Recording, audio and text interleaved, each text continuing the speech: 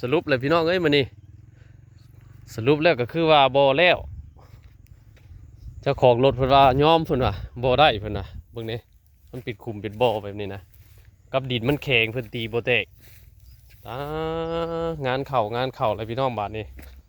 เพิ่นว่าสรุปแล้วคือว่าเฮ็ดบ่ได้เนาะรถเฮ็ดบ่ได้มันเป็นดินแบบนี้นะมันบ่แม่นรถปั่นบ่แม่นรถปั่นดินยังเป็นคุมคือเก่าน้องเอ้ยพี่เป็นรุมเป็นบ่ออยู่คำกึกมานี่คำเลยก็สรุปแล้วก็คือว่าเฮ็ดบ่แล้วงานนี้ก็ถือว่ายังบ่จบสิ้นเพิ่นบอกว่าเดี๋ยวเพิ่นสิมาเฮ็ดให้ใหม่แต่ว่าให้ฝนตกเลยรอฝนตกตายแล้วกันพี่น้องเอ้ยสิได้กินข้าวหรือบ่แล้วบัดนี้ผูกเป็นคลองแบบนี้นี่เป็นดุมเป็นบ่อเฮ็ดบ่ได้จ้อยเจ้าของรถเพิ่นยอมมีแต่รอฝนตกอย่างเดียวบัดนี้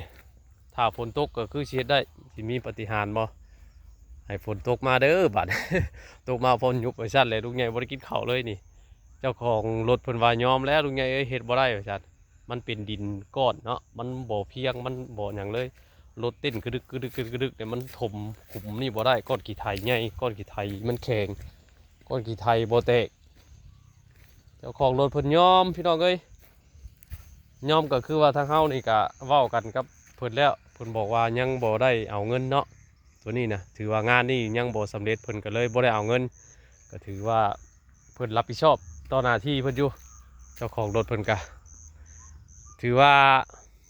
เพิ่นรับผิดชอบเนาะถ่ายเฮ็ดได้เพิ่นจะเอาเงินเพิ่นว่าถือว่าอันร้อย